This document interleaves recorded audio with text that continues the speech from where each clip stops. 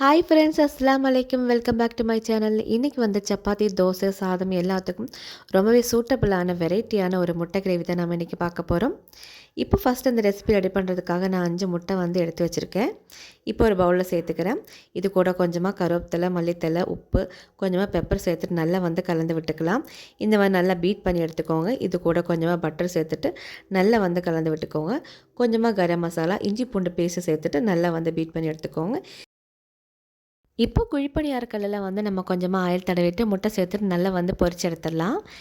இப்போ இது ஒரு பக்கம் இருக்கட்டும். இப்போ ஒரு கடாயில் கொஞ்சமாக ஆயில் சேர்த்துட்டு 1 டேபிள் ஸ்பூன் போல் கடுகு சேர்த்துட்டு கொஞ்சமாக கருவேப்பிலை சேர்த்து ஒரு 2 பெரிய வெங்காயம் நீல வாக்கில் கட் பண்ணி அதுவும் சேர்த்துட்டு நல்லா வந்து வதக்கி விட்டுக்கோங்க. இப்போ இது கூட 1/4 டேபிள் ஸ்பூன் மஞ்சத்தூள், ஒரு பச்சை மிளகாய் சேர்த்துட்டு அதுவும் நல்லா வந்து வதக்கி விட்டுக்கலாம். இப்போ இது கூட 2 தக்காளி சேர்த்துட்டு நல்லா வந்து வதக்கி விட்டுக்கோங்க. இப்போ இது கூட 1 டேபிள் ஸ்பூன் முட்டை மசாலா சேர்த்துட்டு நல்லா வந்து வதக்கி விட்டுக்கலாம். 1 டேபிள் ஸ்பூன் மிளகாய்த்தூள், 1/2 டேபிள் ஸ்பூன் மல்லித்தூள், கொஞ்சமாக சால்ட்டு சேர்த்துட்டு அதுவும் நல்லா வதக்கி விட்டுக்கலாம். இப்போ இது கூட கொஞ்சமாக தண்ணி சேர்த்துட்டு நம்ம ஏற்கனவே ஃப்ரை பண்ணி வச்சுருக்கிற முட்டை இது சேர்த்துட்டு நல்லா வந்து கலந்து விட்டுக்கோங்க. இப்போ 2 நிமிஷம் போல் நம்ம மூடி வச்சுட்டு நல்லா வந்து கொதிக்க வச்சிடலாம். இப்போ 2 நிமிஷம் ஆயிடுச்சு. இப்போ பாருங்கள், முட்டை கிரேவி சூப்பராக ரெடி ஆயிடுச்சு. இப்போ இது வந்து சப்பாத்தி, தோசை, சாதம் எல்லாத்துக்கும் ரொம்பவே சூட்டபுளாக இருக்கும். இப்போ நம்ம ஒரு பிளேட்டில் சர்வ் பண்ணிக்கலாம்.